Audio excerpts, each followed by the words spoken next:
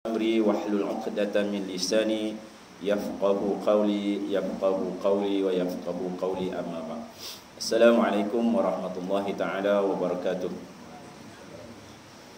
Yang dikasihi lagi dihormati pengurusi surau Gadrawi, bersama seluruh barisan jawatan kuasa surau, tuan-tuan, puan-puan, tuan-tuan haji, puan-puan hajah, muslimin muslimat, hadirin hadirat yang dirahmati Allah Subhanahu wa taala, bakal ahli syurga Allah Subhanahu wa taala insyaallah, amin ya rabbal alamin. Alhamdulillah, syukur kita kepada Allah Subhanahu wa taala dengan limpah kurnianya Allah izinkan kita bertemu pada malam ini dengan suasana yang hening, sedap, sejuk, nyaman lah. Alhamdulillah, kita telah sama-sama juga berada dalam majlis ilmu, majlis zikir, mendengarkan butiran ilmu daripada kalam-kalam suci Allah dan juga daripada apa yang disampaikan oleh junjungan besar Nabi Muhammad sallallahu alaihi wasallam melalui sunnahnya. Dan kita telah pun sama-sama melaksanakan solat maghrib secara berjamaah. Mudah-mudahan Allah menerima amal ibadah kita, menerima solat kita, walaupun ianya sedetik untuk kita nilaikan, sedetik itu ialah ianya bermakna. Mudah-mudahan Allah terima amal ibadat kita itu tadi insya-Allah. Seterusnya kita berada dalam majlis ilmu dan menantikan solat isyak secara berjamaah, yang juga kita mohon pada Allah Subhanahu wa taala Allah menerima amal ibadah kita seharian, melengkapi suasana kita berada di dalam dunia yang penuh ujian, dunia ujian kesenangan dan ujian segala-galanya adalah untuk kita berhadapan dengan Allah Subhanahu wa taala insya-Allah. Hari ini 12 Syaban, malam sekarang dah masuk 13 Syaban lah. Esok Rabu 13 Syaban. Ni dah hampir pada nisfu Syaban, dah dekat-dekat sangat dah Ramadan. Allahumma barik lana fi Sya'ban wa balighna Ramadan. Ya Allah, berkatilah kami seluruhnya di dalam bulan Sya'ban dan sampaikan kami ke bulan Ramadan. Dan pada esok 13 Sya'ban, 14 Sya'ban dan 15 Sya'ban ini dalam usulnya, iaitu sunnahnya, iaitu puasa hari Abyad, Yaumul Abyad. Maksudnya disunatkan untuk kita berpuasa. Maka selanjutnya pada bulan Syaban, sekiranya kita tidak ada bukanlah menjadi amalan kita sebelum daripada bulan Syaban, sebelum daripada nisfu Syaban kita tidak berpuasa dan sebagainya, maka kita juga tidak dianjurkan selepas 15 Syaban itu untuk kita nak berpuasa, kerana kita dah buat persiapan dulu pada persiapan untuk menghadapi Ramadan. Apatah lagi orang yang baru start pada 15 Syaban baru nak puasa direct hari ataupun selang sehari dan sebagainya, maka itu tidak digalakkan dalam syariat. Namun begitu, kalau kita masih lagi kita berkehendakkan untuk berpuasa sunat yang berterusan dan sebagainya, silakan, dan bolehlah bermula daripada esok, lusa dan tulan ini, itu 13, 14, 15. Tak dapat macam mana pun kita buatlah mana-mana sehari dan sebagainya. Mana-mana yang kita, kalau bila kali terakhir kita berpuasa, apakah kita berpuasa kali terakhirnya pada bulan Ramadan tahun lepas, maka kita baru nak mula balik, nak tunggu Ramadan ini baru nak mula puasa. So hakikatnya kita renung daripada diri kita bahawa puasa ni bukan apa, puasa adalah untuk mengawal nafsu kita, dan falsafah puasa yang penuh hikmahnya iaitu menguji kesabaran kita, menguji atas ujian kesabaran dan sebagainya. Dan mudah-mudahan, dan puasa juga adalah suatu amalan yang amat ibadah di sisi Allah, yang direct mendapat janji syurga Allah, yang adanya syurga khusus untuk orang yang beramal dengan amalan berpuasa ini, iaitu syurga Ar-Rayyan, syurga Ar-Rayyan khusus untuk orang yang puasa. Maka Ar-Rayyan, orang yang berpuasa ni di sisi Allah Ta'ala, kerana dia, orang puasa ni dia direct dengan Allah. Orang kalau dia boleh sebut dia puasa dengan manusia lain, tapi kadang-kadang kita tak tahu apa di belakang dia buat dan sebagainya, maka dengan Allah, maka penilaian puasa ni syurga Ar-Rayyan ini memang khusus untuk dia one to one tu dengan Allah Subhanahu wa taala.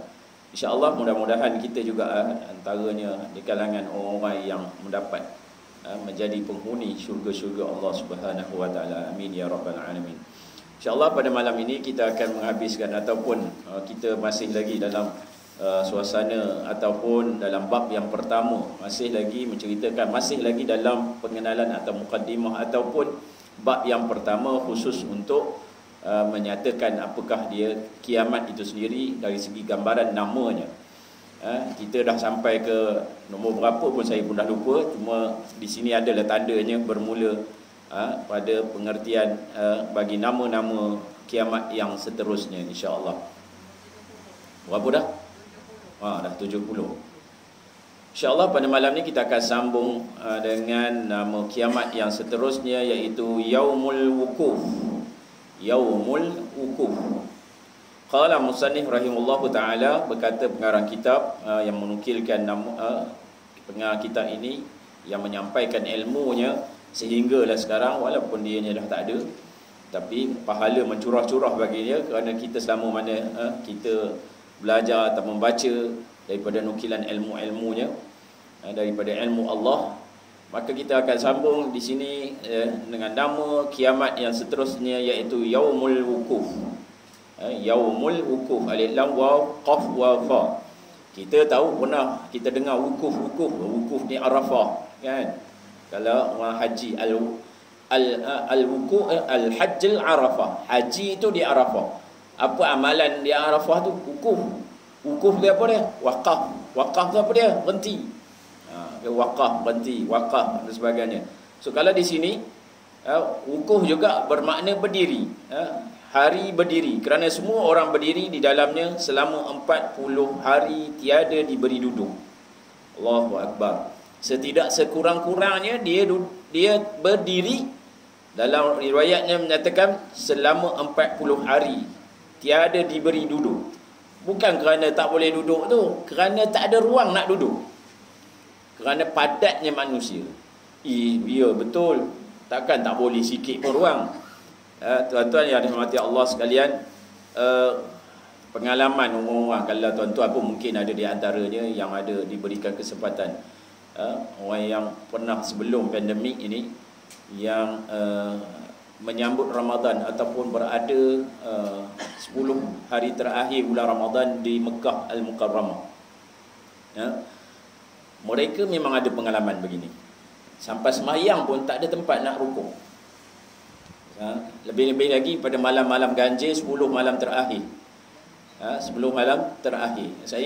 Saya tak dapat lagi kesempatan itu, kerana peluang-peluang kita ni nak dapatkan cuti di akhir Ramadan ni kan agak susah, kecuali ada 1 tahun tu, tapi tahun itu pula ada kekangan. Kalau ada tuan-tuan ada kesempatan, itu pasal orang yang melakukan ibadah umrah pada bulan Ramadan, laksana satu umrahnya pahala sebagai pahala haji. Pahalanya berganda-ganda. Bila tengok balik, rupanya memang betul, dia punya kederatnya, dia kena kuasa 5, maksudnya kena tinggi.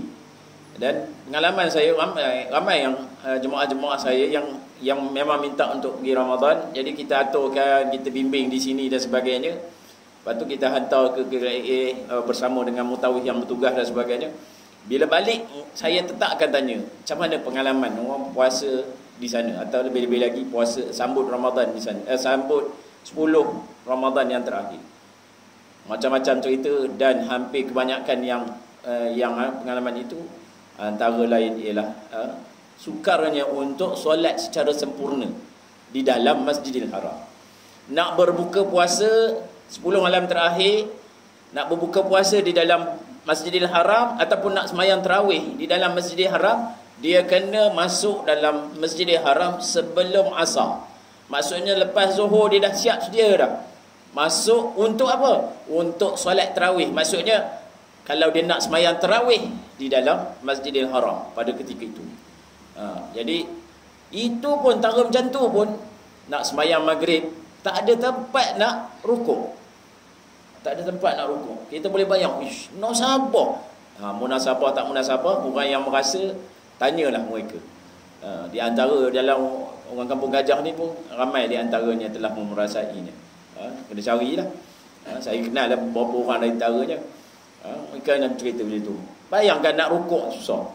Jadi terpaksa berisyarat tunduk tindik sikit. Kalau sujud kena rendahkan lagi sikit daripada rukuk tadi.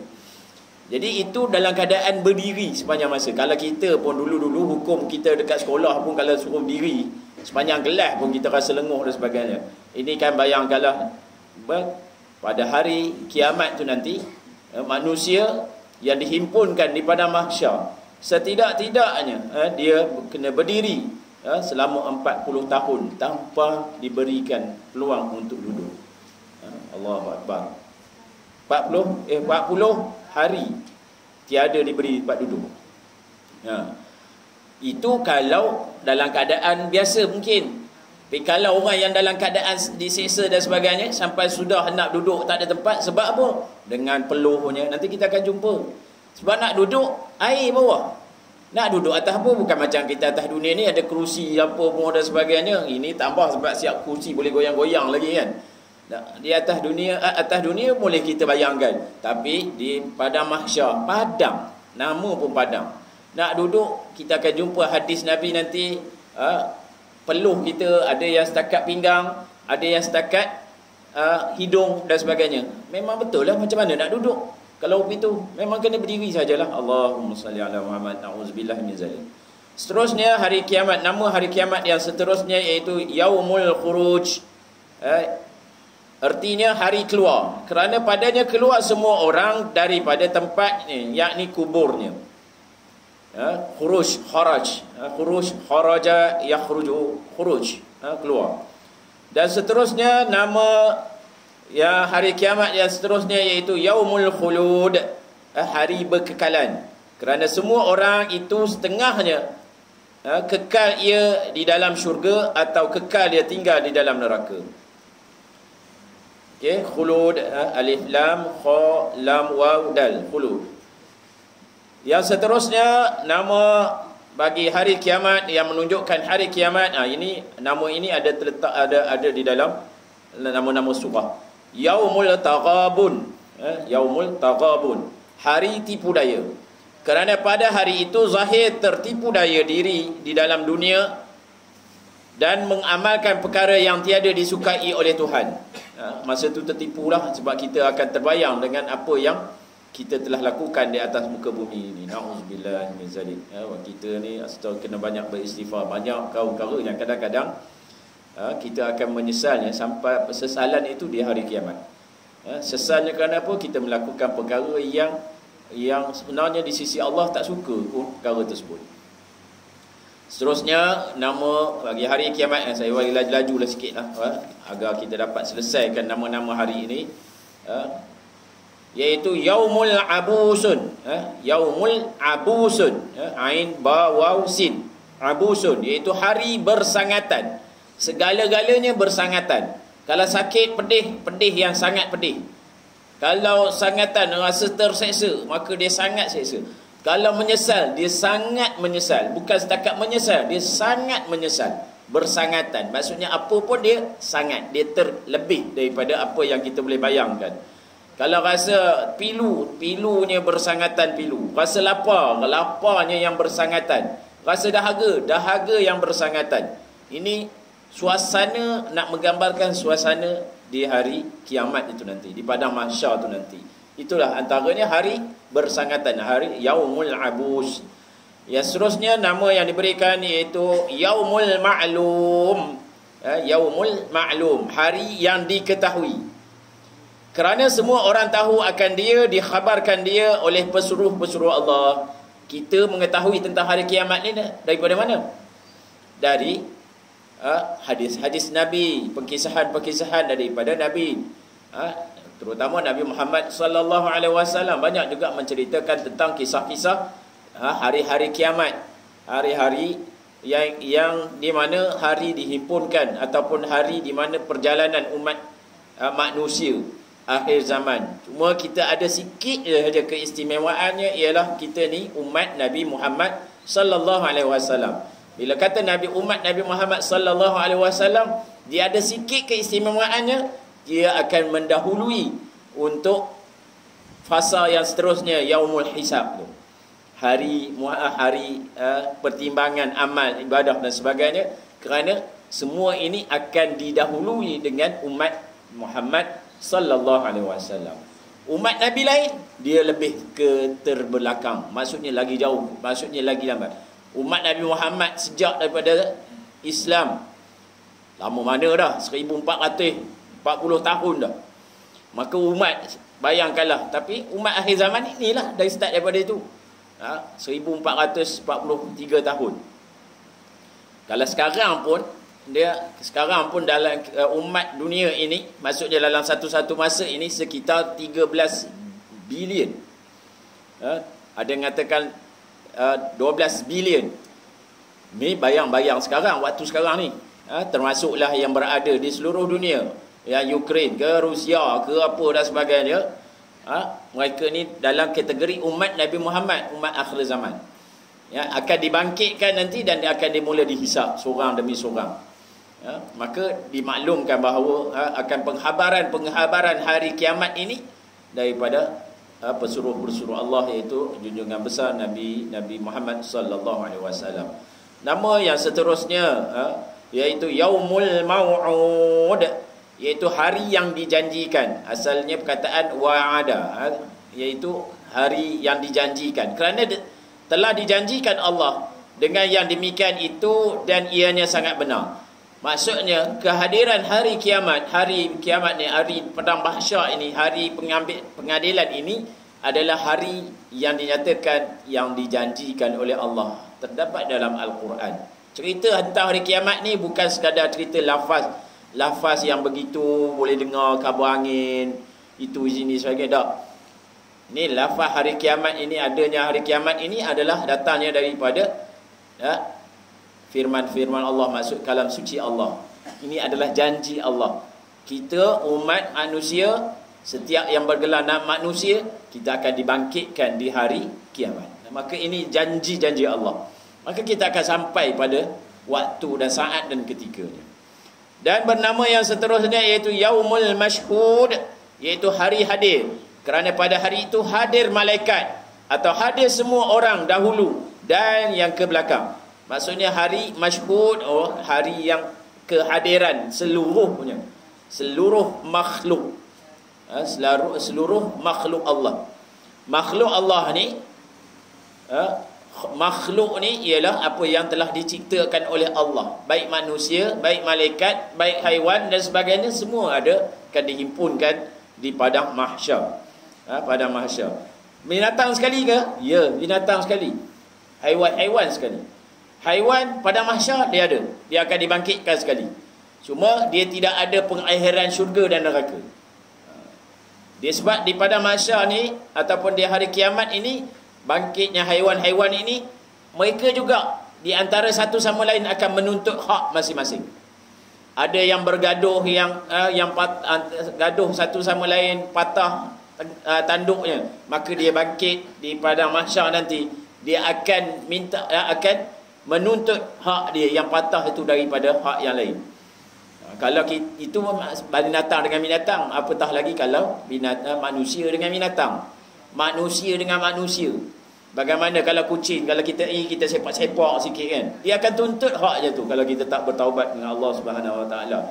Semuanya tu, nyamuk dah lah.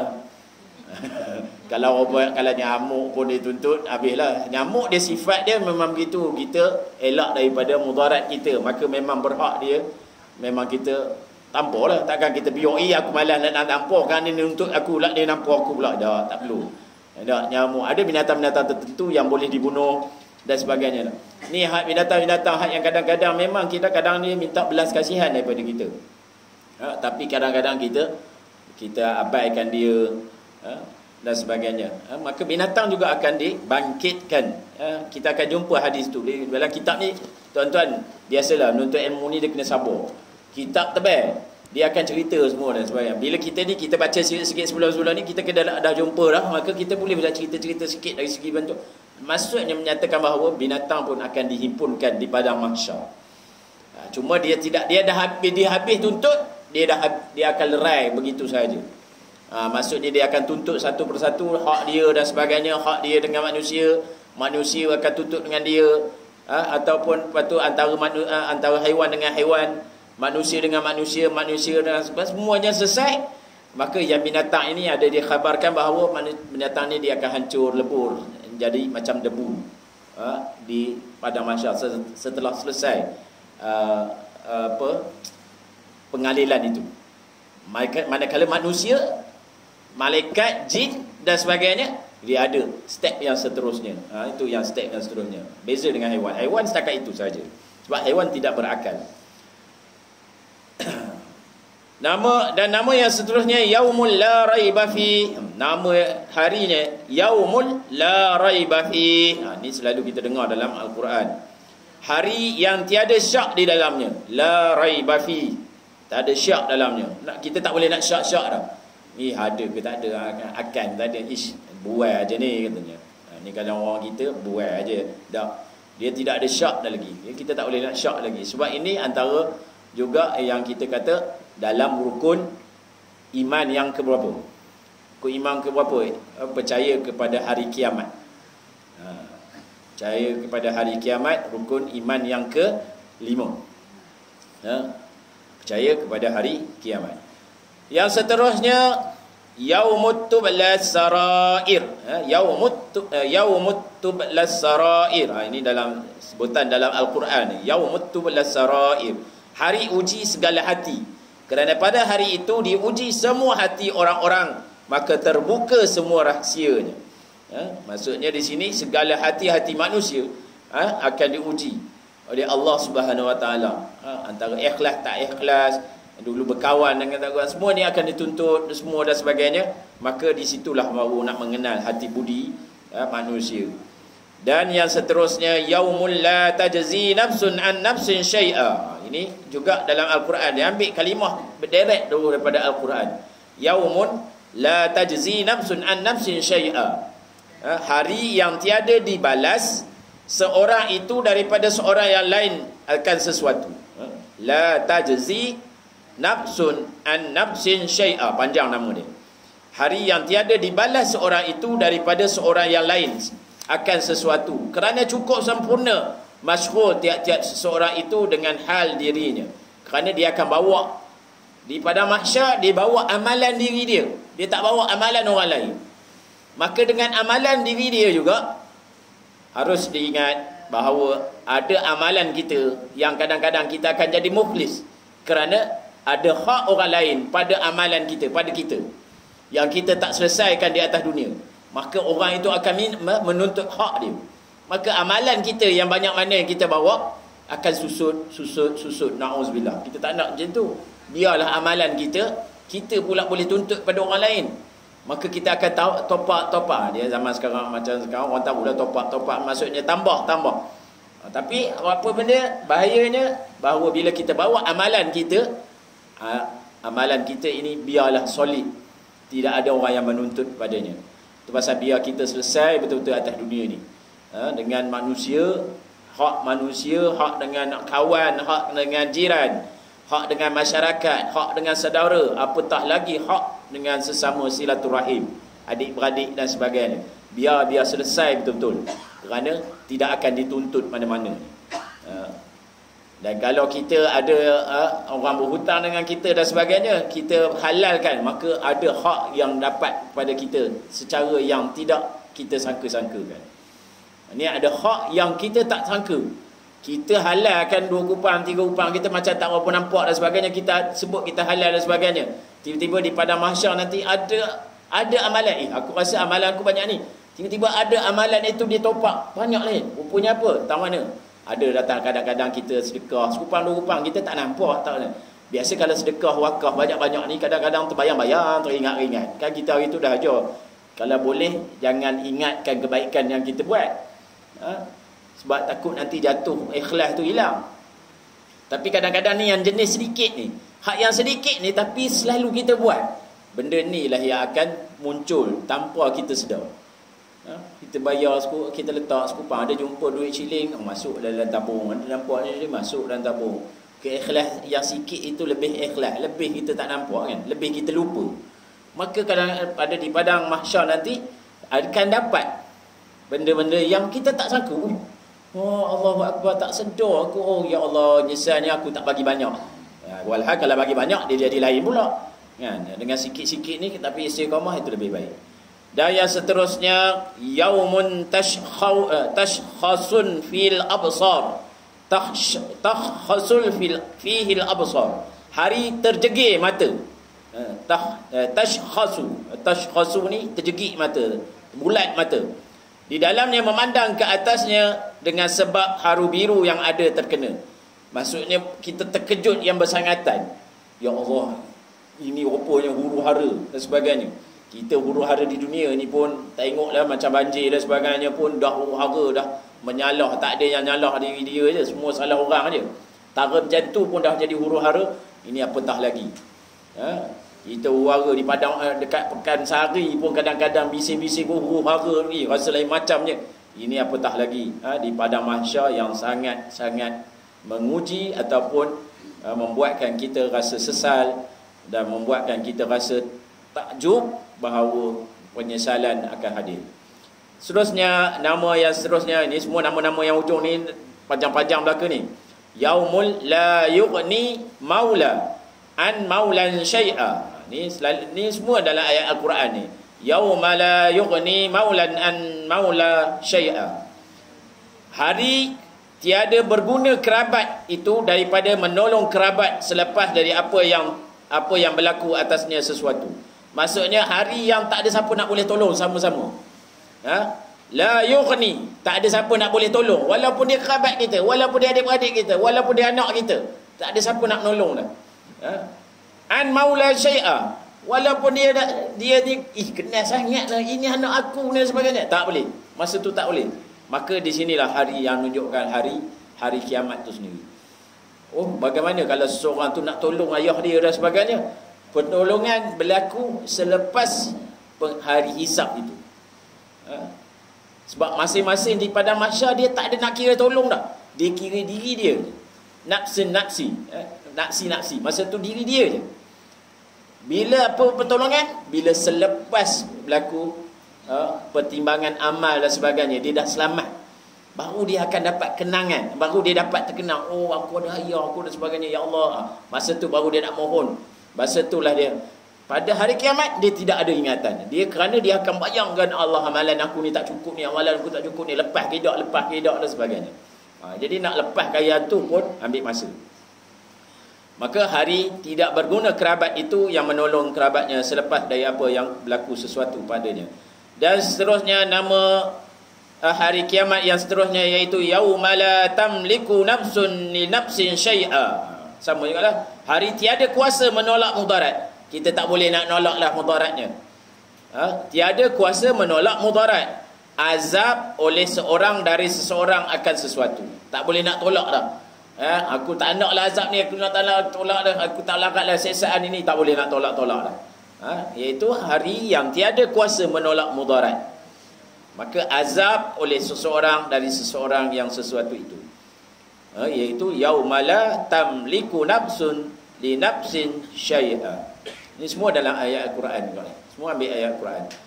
Dan yang seterusnya hari kiamat, maksudnya dalam kita baca Quran tu banyak nama-nama hari kiamat yang kita baca je, kita tak tahu apa, kita tahu baca je. Kadang-kadang kita baca, yang kita dengar ni pun kadang biasa kita baca. Tapi rupanya ini adalah nama-nama hari kiamat. Memang dia mendatangkan makna yang bersangatan, menunjukkan bahawa gambaran Allah sangat cantik dalam menyusun kalam-kalamnya sampai yang kita tak boleh sangka, oh ini ke dia hari kiamat. Nak menggambarkan hari kiamat itu sendiri. Seterusnya hari kiamat yang diberi namanya yauma yuda'u ila nari jahannam da'a. Ini pun juga dalam Al-Quran. Yauma yuda'una ila nari jahannam da'a.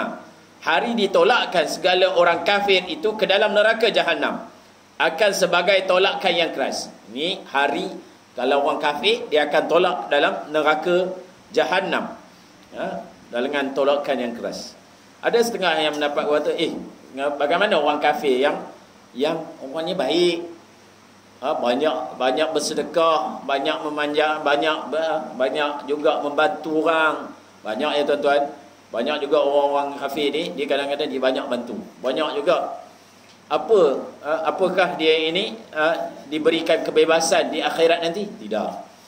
Selama mana dia kafir, tidak mengucap kalimah syahadah, tidak ada kalam iman dan hidayah daripadanya, maka mereka ini juga akan disiksa oleh Allah Subhanahu Wa Taala. Baik cara macam mana pun, kalau dia tidak ada kalimah syahadah dalam diri dia, maka dia akan disiksa oleh Allah Subhanahu Wa Taala. Macam mangka kentang tu tak ada lah. Dia kira orang bersedekah dengan orang Melayu tak kira lah. Dia sedekah dia, Allah ni kan dalam kalimah basmalah pun, Bismillahirrahmanirrahim. Ar-Rahman ini seluruh alam, selajagat. Termasuklah orang kafir dan sebagainya. Apa dia? Bila ditaja, ulama pun menafsirkan bahawa orang kafir mendapat sedikit sebanyaknya di atas dunia ni. Orang kafir ni, banyak yang bersedekah ni, umur dia panjang. Umur dia panjang. Rezeki dia pun ada je. Melimpah tengok orang. Kalau tengok Cina lah. Kalau kita tengok orang bangsa yang memegang ekonomi dunia. Dia umur dia panjang. Umur dia panjang. Harta dia bertambah dan sebagainya. Maka ini adalah juga satu rahmat. Rahmatan rahmat. Allah bagi rahmat pada dia. Tetapi dia tak dapat rahim. Lagi penyayang di sisi Allah di padang di akhirat nanti. Maka di akhirat nanti. Maka kita itu pasal kita kena selalu. Sebenarnya tugas kita antara lain ialah dakwah. Kalau setidak-tidak je sekurang-kurang kita tak berdakwah, kita berdoa. Kita tengok ada kawan kita Cina dan sebagainya, baik orangnya, ataupun India, ataupun orang asli, baik dengan kita, maka kita doa, ya Allah, Allahumma yahdi qaum fa innahu la ya'lamu. Ya Allah, berikan dia hidayah, sesungguhnya mereka di kalangan orang yang tak tahu. Ini doa Rasulullah ajar kalau kita dengan orang bukan Islam. Allahumma yahdil qaum fa innahu la ya'lamu. Ya Allah, berikanlah hidayah, petunjuk dan hidayah kamu ke atas kau ni, sungguhnya mereka ni tidak mengetahui. Mana tahu kita ni ada lafazkan sesuatu pada niat pada orang-orang tertentu, satu masa Allah sebenarnya Allah makbulkan doa itu. Ada turning point yang membuatkan dia akan kembali balik ke fitrahnya. Itu kita kena doa, itu kena usaha. Itu pasal di kalangan orang-orang yang rajin berdakwah ni, dia sentiasa usaha. Kita ni duduk dalam suasana memang kita semua orang Melayu, kita ni tak rasa sangat dan tak rasa macam ada rasa tanggungjawab. Tapi kalau kita duduk di kelilingnya Cina, India dan sebagainya, kadang-kadang kita tak tahan. Tapi itulah suatu dakwah. Kalau kita tengok figura-figura orang-orang yang rajin berdakwah, pergi ke kampung orang asli, pergi ke Cina, jumpa dengan orang Cina, dengan akhlak mereka pun mampu dia untuk membaiki ataupun mendatangkan hidayah kepadanya. Jadi kita pun sama jugalah berdoa. Kita nampak orang Cina, ya Allah, teruk apa aku benci, tak nak. Kita tak nak benci. Kita, ya Allah, kalau diberikan hidayah itu, ya Allah, kau berikanlah hidayah kepada mereka. Itu pun sekurang-kurangnya sekecil-kecil sehalu-halu iman pada diri kita. Jangan kita semua orang kita nak benci. Semua orang kita nak benci, ya, tak nak. Seterusnya dan nama yang seterusnya itu yaumul yushabuna fi nari ala wujuhihim. Panjangnya ayatnya. Yauma yushabuna fi nari ala wujuhihim. Hari dihela akan mereka di atas mukanya masuk ke dalam neraka jahanam. Hela ni maksudnya apa? Diheret. Hari di mana kita akan nampak di antara manusia-manusia ni, di antara makhluk Allah ini akan diheret. Dia tak nak berjalan, maka diseret untuk masuk ke dalam neraka Allah Subhanahu Wa Taala. Ini kita akan nampak. Kita akan nampak pada suasananya hari di mana orang berjalan pakai muka. Mana apa? Kita akan jumpa hadis tu. Di pondok Taqwa saya baca juga kitab ni, dah sampai dah pada hadis itu. Maksudnya bagaimana berjalan dengan muka, Allahu Akbar, dengan kepala. Munasabah kita nak jalan dengan kepala. Kita tahu jalan dengan kaki. Okey, bagaimana nak heret semua? Kaki tidak berperanan. Okey, maka kita akan bayangkan ada yang keluar mukanya dalam keadaan mukanya bentuk babi, ada yang bentuk monyet dan sebagainya. Ini na'udzubillah min zalik ya. Kita akan jumpa baca hadis-hadis ini baru kita Allahu akbar. Aku ni tak tahu, kita tak tahu. Sebab kita risau ni, turning point kita ni akhir hayat kita. Akhir hayat masing-masing ni kita tahu. Orang yang hebat penyanyi, tiba-tiba rupanya akhir hayatnya Allah orang kenangkan dia ni, banyak bantu dan sebagainya, sedekah apa. Ataupun kalau kita tengok kalau kita saya sebut semua orang kenal ahli syaitan. Ahli syaitan siapa tak kenal? Kan? Budak-budak sekarang kecil memang tak kenal. Kalau kita ni semua kenal. Apa lagi yang teruk atas daripada syaitan sampai digelarkan ahli syaitan kan? Luar filem pun orang panggil dia ahli syaitan. Tapi bagaimana kesyatanan syaitan ni? Maksudnya perangai dia. Dan dia pun pernah datang ke Masjid Lama menceritakan apa perangai yang dia tak buat. Bunuh orang dia tak buat. Yang lain semua dia pernah buat. Tetapi bagaimana pengakhirannya, Allahu Akbar. Subhanallah. Dia meninggal dalam waktu dia belajar. Dan dia pun penuh dengan Allahu Akbar, perjalanan yang sangat cantik di pengakhirannya. Jadi kita pun tak boleh nak claim aku ni bagaimana. Kita yang itu baguslah dalam keadaan daripada nurun ala nur, ataupun daripada zulumat ila nur, daripada cahaya gelap kepada cahaya yang terang. Kita ni risau dalam keadaan terang-terang ataupun sama-sama terus gelap. Nauzubillah min zalik kan. Nauzubillah min zalik, itu kita risau. Jadi hari dihelakan diheret kita mukanya masuk ke dalam neraka Allah Subhanahu Wa Taala. Nauzubillah min zalik. Dan nama yang seterusnya bagi hari kiamat ada lagi 3 part ni. Yaumut tuqallabu wujuhuhum finnar, hari yang dibalik-balikkan muka mereka itu di dalam neraka. Berbalik-balik ni kita bayang apa? Apa balik kan? Ataupun roti canai dibalik-balikkan kan. Dia panas tu bagi semua merasa. Jadi dia pada mahsyar pun akan lihat bagaimana keadaan orang yang akan dibalik-balikkan gambarannya pada dirinya tentang akan ke neraka ya Allah Subhanahu Wa Taala. Nauzubillah min zalik.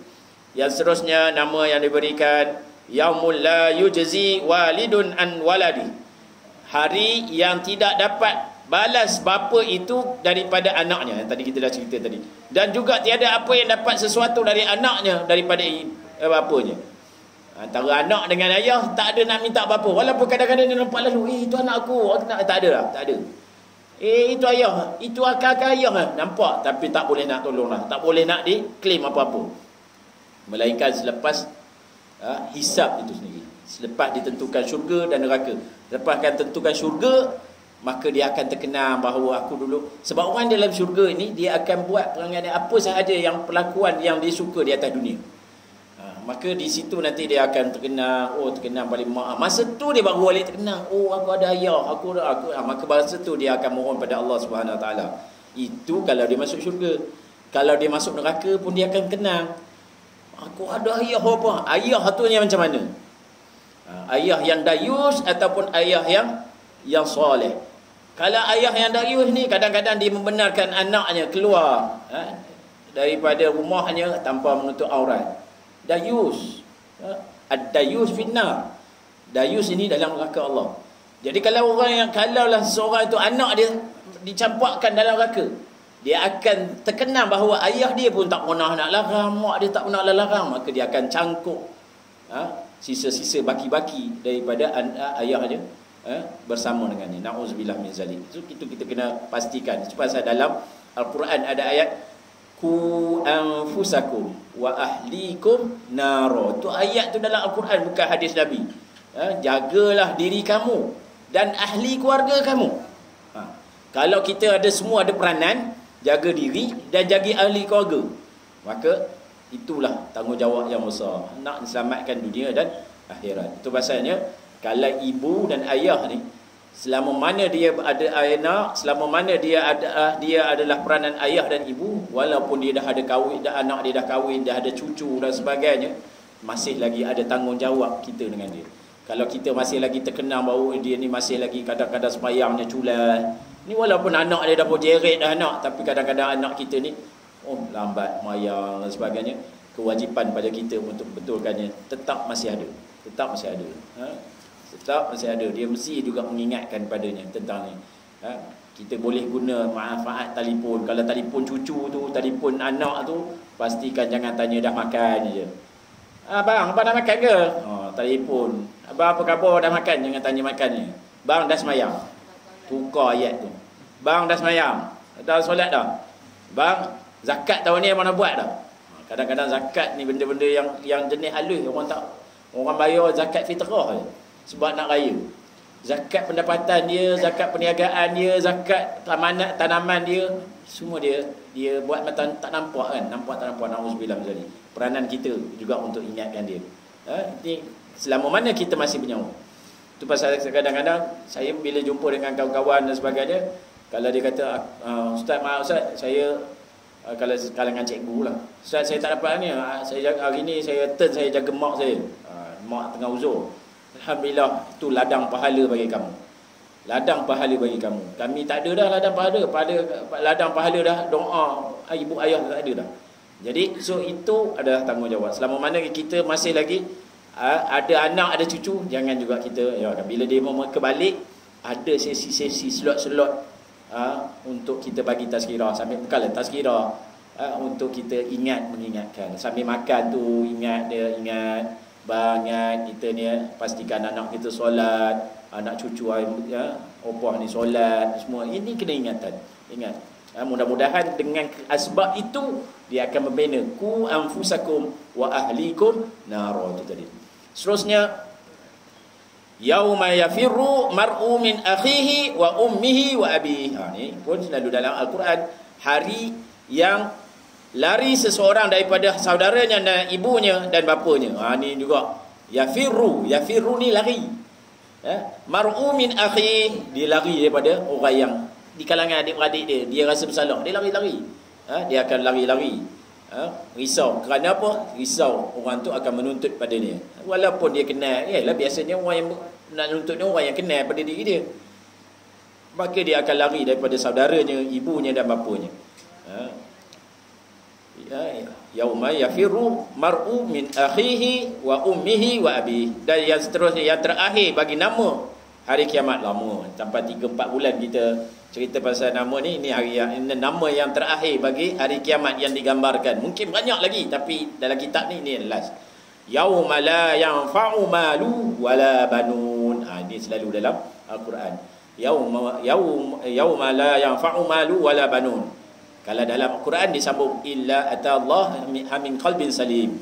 Hari yang tiada berguna harta dan anak-anak. Dia sama juga macam yang tadi, tapi nak menggambarkan tidak ada dah tak ada pertautan.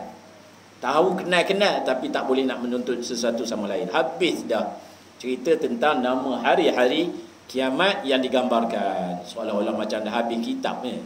Padahal baru muka surat 20 tuan-tuan. Masa puas Allah habis cerita hari nama hari kiamat baru habis. 90. Maka di sinilah diringkaskan nama-nama hari kiamat itu atas mengambil timbang rasa bagi diri jua. Maksudnya pengarang kitab menghimpunkan nama-nama hari kiamat yang terkandung daripada Al-Quran dan juga daripada hadis-hadis yang mengkisahkan tentang hari kiamat, digambarkan sumpah begitu rupa. Untuk apa? Dia nak mengambil timbang rasa bagi diri dia juga. Maksudnya orang pengarang kitab ni, tak apa hebat ilmu dia, dia boleh susun setiap nama-nama hari kiamat ini nak menjadikan bahawa diri dia juga perlu bersiap sedia. Apatah lagi kita yang membaca, yang tak baca lagi jauh dah kan. Ni rasa puas rasa bila dah selesai. Tapi selesai itu baru belum habis lagi bab ni. Kita ambil sikit lagi masalah barang yang ditanya manusia di sisi Tuhannya. Sungguhnya apabila seseorang itu telah berhimpun dan berkumpul di padang mahsyar, maka berkata-katalah Tuhan dengan hambanya, dengan tiada siapa yang menegahinya, dan ditanya Tuhan akan hambanya pada hari itu daripada segala perjalanan di dalam dunia. Maka di dalam hadis ada disebutkan barang yang ditanya Allah ke atas hambanya itu, iaitu sebagai hadis yang dikeluarkan oleh Abu Isa Tirmizi dengan katanya, Ani bin Mas'ud ani Nabi sallallahu alaihi wasallam qala la tazulu qadama ibnu Adam yaumal qiyamah min indi rabbih hatta yus'ala an khamsi. Diriwayatkan daripada seorang sahabat bagi Nabi sallallahu alaihi wasallam, namanya Abdullah bin Mas'ud radhiyallahu anhu. Diriwayatkan hadis ini daripada Nabi sallallahu alaihi wasallam, sabdanya, tiada berubah dan tiada berpindah dua kaki seorang anak Adam yang berdiri di bumi mahsyar itu pada hari kiamat daripada sisi Tuhannya hingga ditanya akan dia daripadanya 5 perkara. Maka 5 perkara itu jikalau selamat seorang itu diperbuatkan atau memperbuatnya di atas dunia ini dan menggunakannya dan mengambilnya sebagai jalan yang diizinkan Tuhan, nescaya selamatlah dia daripada azab Allah Subhanahu wa taala. Ada 5 perkara yang akan ditanya secara khusus. Ini dah bocor orang. Pertanyaan ni bocor. Dalam hadis ini telah menggambarkan, Rasulullah telah menyertakan 5 checkpoint yang perlu kita hadapi. 5 stage. Kalau dalam game apa? 5 level stage lah kan. Jadi stage ini ada 5. Maka yang pertama iaitu an umurihi fima afnah. Ni kan selalu kita kena dengar. Ditanya akan dia akan umur apa yang dihabiskannya. Umur kita ini lama mana? 60 tahun, 70 tahun. Paling banyak kamu habiskan untuk apa? Masalah umur manusia itu kena tanya Tuhan apa yang dihabiskan akan dia. Yakni masa ia di dalam hidup sepanjang umur itu, apakah diperbuatnya? Adakah memperbuat kebajikan atau memperbuat kejahatan? Kerana seseorang yang diberi Allah hidup dengan panjang dan pendek itu bukanlah diberinya dan disuruhnya akan sia-sia umur itu. Allah bagi umur kita ni bukan untuk sia-sia.